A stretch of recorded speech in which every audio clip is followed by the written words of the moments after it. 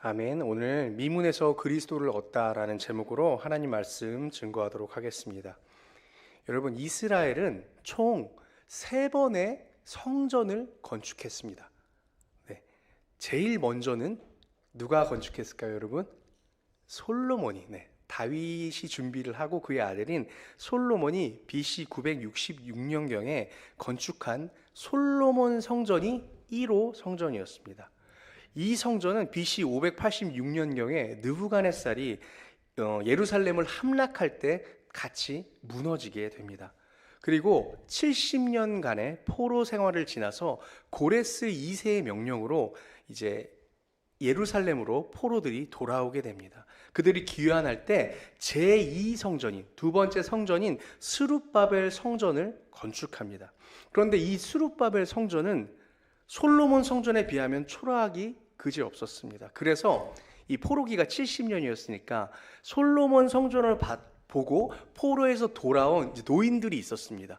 70년 어간이었기 때문에 그때까지 생존해 있던 노인들은 이 스룹바벨의 성전을 보고 다른 많은 유대 민족들은 우리가 이제 예루살렘으로 귀환해서 새 성전을 지었다 하고 젊은이들은 기뻐하는데 노인들은 그 성전을 바라보며 울었다라고 성경에 기록되어 있습니다. 그리고 거의 500년의 세월이 흘러서 BC 20년경부터 당시에 이제 로마에게 지배를 받았던 이 이스라엘이 헤롯 대왕, 그 당시에 예루살렘을 지배하고 있던 헤롯 대왕이 유대인들의 환심을 사고자 하여서 이 수룹바벨 성전을 엄청난 규모로 증축하기 시작합니다. 리모델링을 넘어서 거의 재건축에 가깝게 만듭니다. 기독교인도 아니었던 이 헤롯 대왕이 단지 유대인들의 환심을 사보고자 하여서 이 성전을, 수룹바벨 성전을 증축하는데, 그래서 이 성전을 헤롯 성전이라고 합니다. 그래서 우리가 가끔 아니 왜 헤롯은 로마 사람이고 기독교인도 아닌데 왜 헤롯 성전이라고 하는 이유가 이것 때문입니다. 사진을 한번 보여주시겠어요?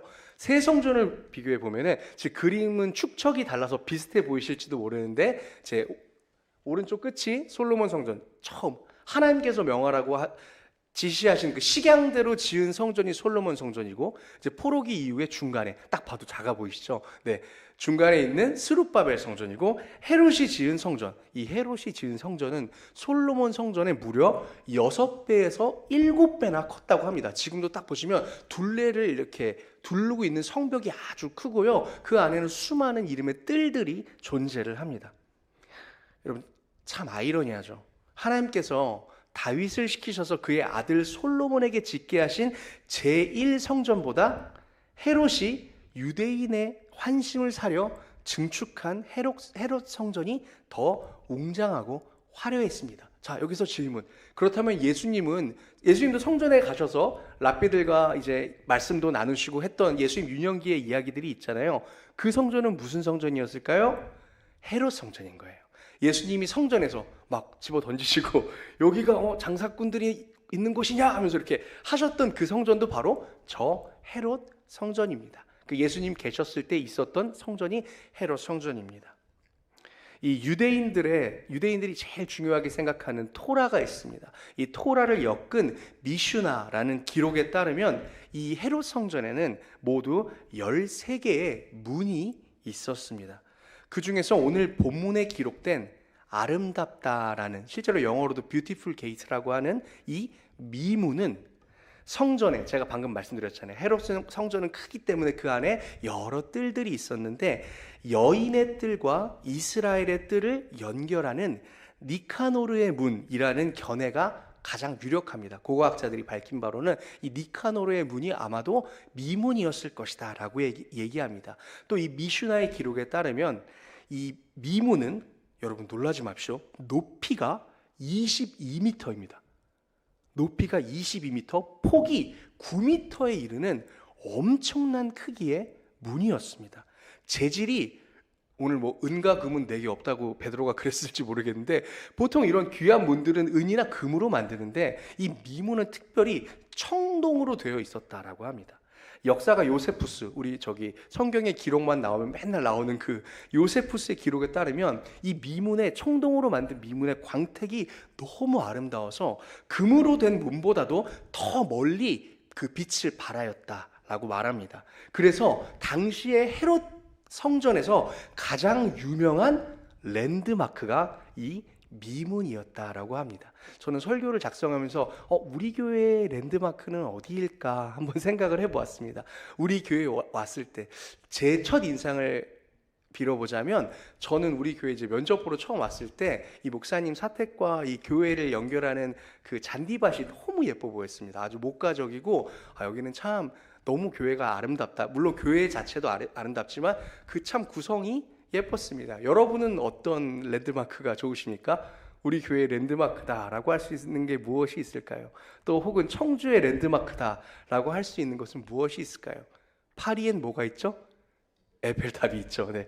마찬가지로 당시에 이 헤롯 성전에서 제일 유명한 곳, 가서 사진 찍고 인스타그램에 올릴 만한 곳은 바로 이 미문이었다라는 거예요. 오늘 들으셨던 것처럼 규모조차도 이렇게 컸던 문입니다. 그런데 이 문에 오늘 1절에 보면 베드로와 요한은 제9시에 1절 제9시 기도 시간에 베드로와 요한이 성전에 올라갈세라고 기록하였습니다.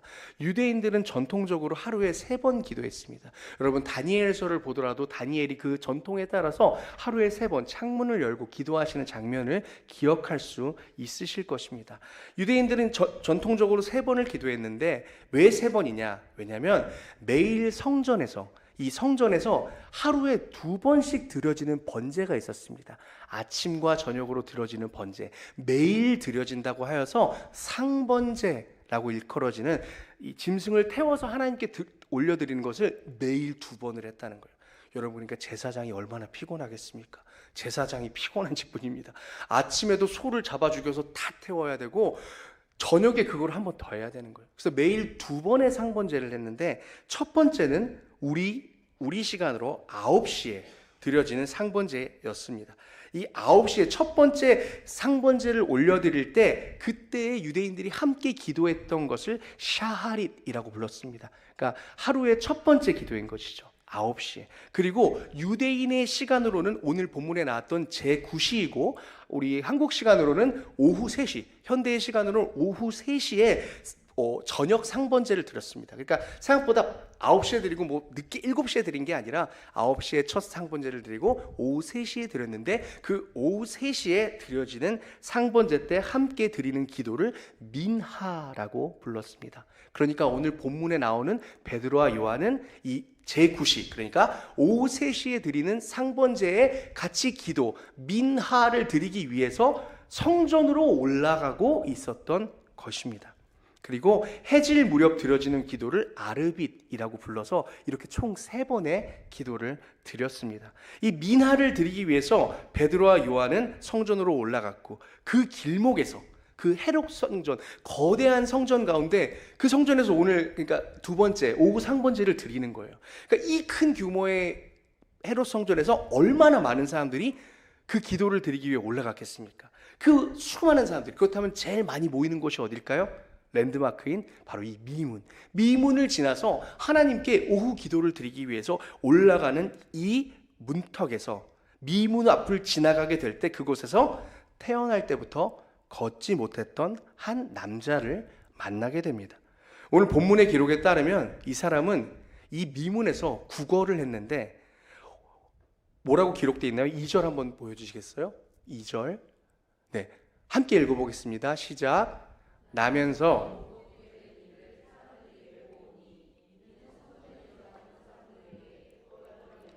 날마다 미문이라는 성전 문에 두는 자라. 네, 잠깐 띄워주십시오. 뭐라고 말합니까? 나면서 못 걷게 된, 그러니까 태어날 때부터 장애인으로 태어난 사람인데 이 사람을 다른 사람들이 메고 온 거예요. 걸을 수도 없으니까. 휠체어도 없고, 이 사람은 근데 생계를 이어나가야 하니까 살기는 살아야 되고, 이 사람이 할 수 있는 유일한 일은 구걸이었기 때문에 그를 불쌍하게 여겨준 가족인지 친구인지 알 수는 없습니다. 그들이 매일, 참 그분들도 참 훌륭한 사람들입니다. 매일 이 사람을 업어서 이 미문 앞에 놓았던 것이죠. 그리고 헤롯 성전의 최고의 랜드마크인 미문은 그에게는 구걸할 수 있는 최상의 장소였습니다. 그렇잖아요. 우리도 제일 유명한 곳에 가야 물건도 많이 팔리고 그런 데서 또 구걸도 거기서 해야, 왜냐면 하나님께 기도드리러 가는 사람들이니까. 가는 사람인데 율법에도 가난한 자와 긍휼히 여기라는 말씀이 있으니까 얼마나 좋은, 어떻게 보면은 그에게 최고의 직장 자리가 아니었을까 싶습니다. 근데 여러분, 이 모습이 영적으로는 얼마나 안타까운 모습인지 모릅니다. 지금 이 헤롯 성전의 모습은 그 어느 때보다, 심지어 솔로몬 때의 성전보다 웅장하고 화려했으며 많은 사람들이 모였지만 그 성전의 가장 아름다운 자리, 그 미문에서 오늘 한 소망 없는 사람의 하루를 위한 사투가 반복되었던 겁니다. 하나님의 영광이 임하고 기적이 일어나야 되는 그 장소에서, 그 장소가 단지 그에게는 오늘 하루를 살아간 일용한 양식을 구걸하여 얻을 수 있는 그의 고통의 자리였다라는 말씀입니다. 여러분, 이 성전에서, 이 가장 큰 성전에서, 가장 위대한 이 문 앞에서 그를 위한 기적은 없었습니다. 또한 그조차도 하나님의 성전에 기적을 바라고 올라오지 않았습니다. 그는 그저 하루 구걸하여 하루를 살아내기 위해 이곳에 올라오는 것이었습니다. 늘 그렇듯 성전으로 들어가는 이에게 구걸했습니다. 그에게는 예배가 없고 기적이 없고 소망이 없고 이 아름다운 예배의 장소 최고의 자리에서 구걸만이 있었습니다. 그런데 늘상 언제나와 같이 구걸하던 그에게 두 남자가 지나갑니다. 그 사람들이 하나님의 아들인 예수 그리스도의 제자였다는 사실도 모른 채 그는 그들에게 말합니다. 구걸을 했으니까 뭐라고 말했겠죠? 한 푼 주십시오.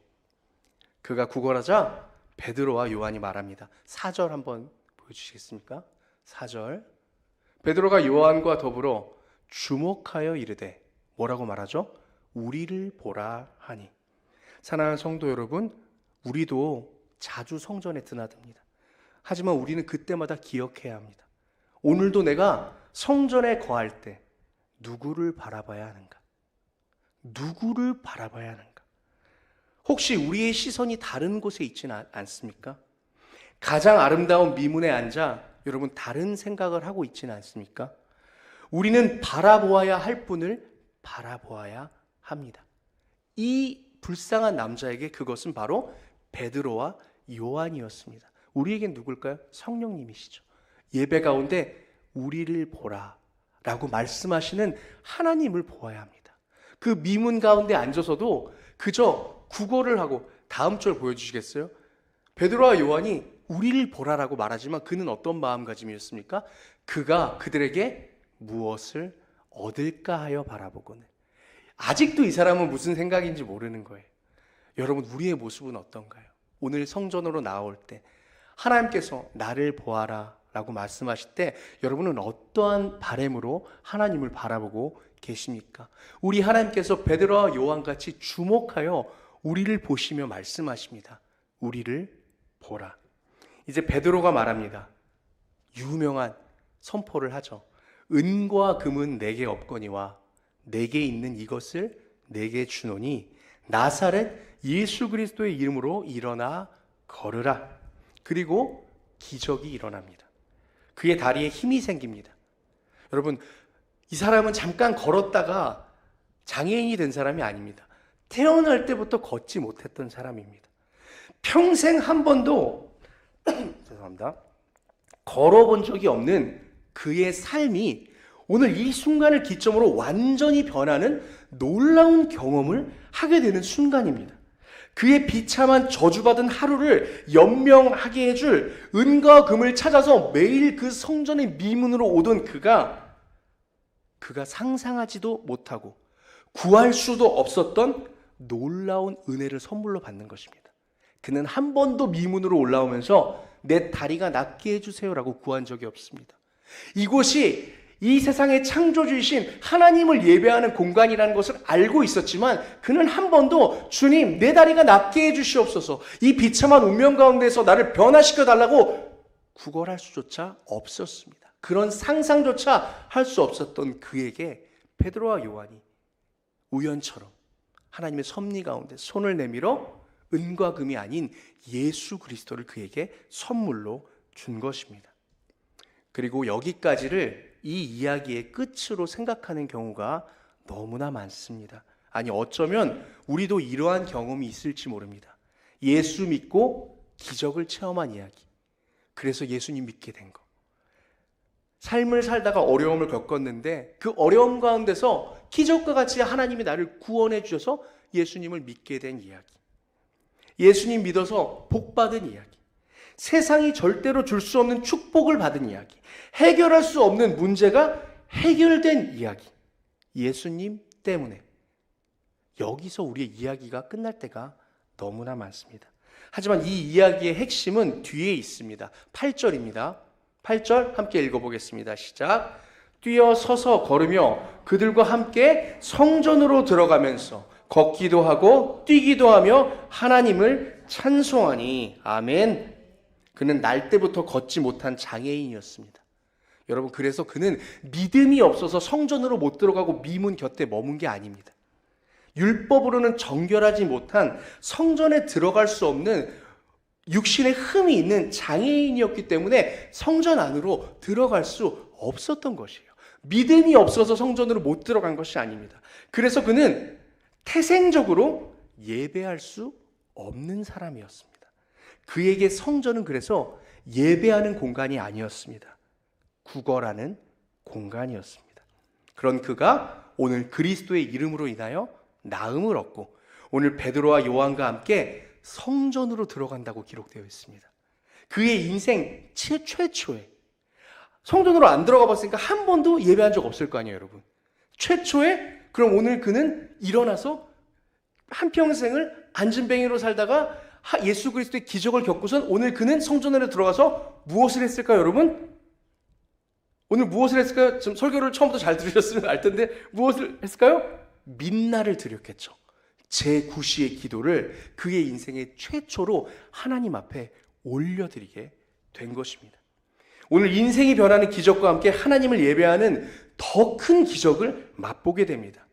그런데 정작 매일 그곳을 드나드는 유대인들은 그 은혜를 맛보지 못했습니다. 왜 그렇습니까? 그들은 예수 그리스도를 얻지 못했기 때문입니다.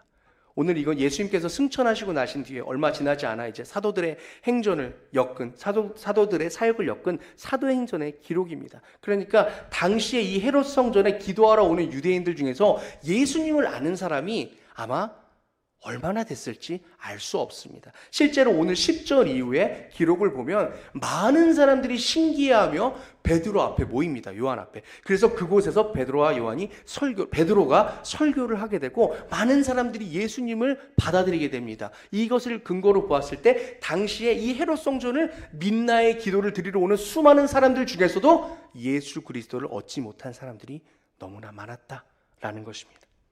참 하나님을 경험하고 생명의 예배를 올려드릴 수 있는 사람이 없었다라는 말입니다. 그들은 예수 그리스도를 모릅니다. 그래서 놀랐던 것이죠. 저 앉은배기가 일어난 이유는 무엇인가?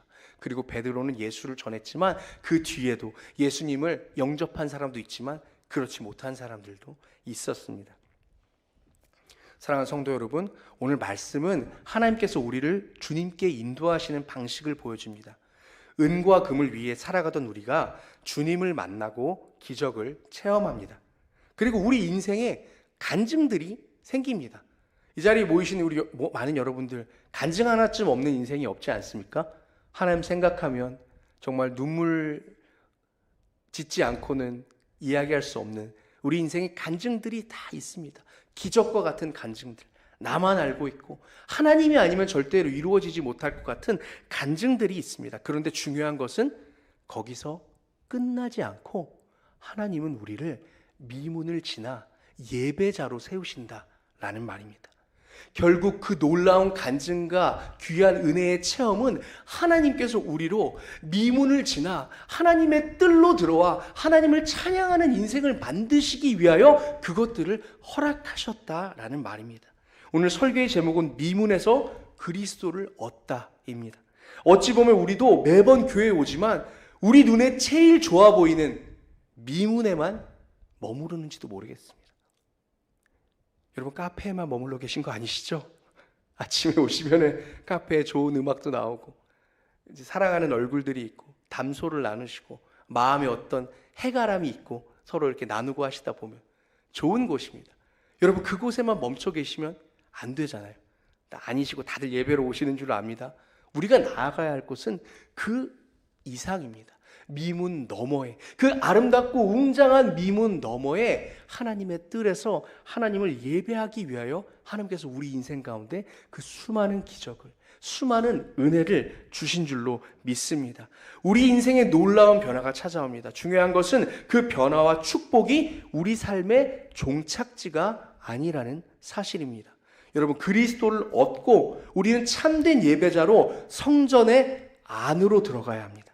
만일 우리가 주님의 이름으로 나음을 얻고 은혜와 복을 받았는데 미문 앞에 머물러 있다면 그것은 참된 그리스도를 얻는 모습이 아닙니다. 우리의 나음은, 우리의 은혜는 그 미문을 지나 참된 예배와 찬양을 올리기 위한 시작입니다. 여러분 이것이 하나님의 자녀된 자들이 언제나 참된 예배를 위해 고민하고 열심을 내는 이유입니다. 제가 이 원고를 처음 했을 때 이것이 하나님의 자녀된 자들이 언제나 참된 예배를 위해 고민하고 열심을 내야 하는 이유입니다 라고 적었다가 가만히 묵상을 해보고 열심을 내는 이유입니다 라고 고쳤습니다. 왜일까요? 여러분 우리의 노력으로 되는 것이 아닙니다. 성령께서 인도하여 주시고 우리의 삶 가운데 예수 그리스도를 향한 갈망으로 주님을 부르짖었을 때 성령께서 우리에게 손을 내밀어 주시지 않으시면 그 안진뱅이는 영원히 미문을 지나올 수 없습니다. 그에게 아무리 큰 믿음이 있다고 하여도 그는 미문 너머를 갈 수 없습니다. 예배를 위해 우리가 열심을 내야 할까요? 열심을 내야죠. 그러나 그 열심은 우리의 열심으로 만들어지지 않습니다. 오늘도 하나님께서 우리에게 허락하신 예수 그리스도라는 이름, 여러분 마음 가운데 예수님이 있으십니까? 네, 여러분 마음 가운데 예수님이 있으십니까? 여러분에게 성령께서 그 예수를 선물해 주신 날이 언제이십니까? 여러분 그때 붙잡았던 예수님 여전히 붙잡고 계십니까? 그렇다면 그 예수님을 붙잡고 계신다면 우리는 깊은 예배의 자리로, 예배의 뜰로, 여인의 뜰로, 솔로몬의 행각으로 나아올 줄로 믿습니다. 아름다운 미문의 유혹을 이기고 우리는 하나님을 예배하기 위한 그 자리로 나아갈 줄로 믿습니다. 여러분 그것이 그리스도를 얻은 자들의 증거입니다. 그리스도를 얻었으면 제발 이렇게 좀 하지 마라가 아니라 여러분 우리가 진정으로 그리스도를 갖고 있다면 우리는 미문을 지나 예배의 자리로 나아가는 기쁨과 소망을 가지게 됩니다. 나의 삶이 여전히 미문 앞에 머물러 서 있는지 아니면 미문을 지나 성전에서 참된 예배자로 서 있는지 깊이 고민하며 하나님 더 사랑하기 위해 힘쓰는 저와 여러분이 되었으면 좋겠습니다. 이 모든 일들이 사랑과 기도를 통해 이루어지는 줄로 압니다.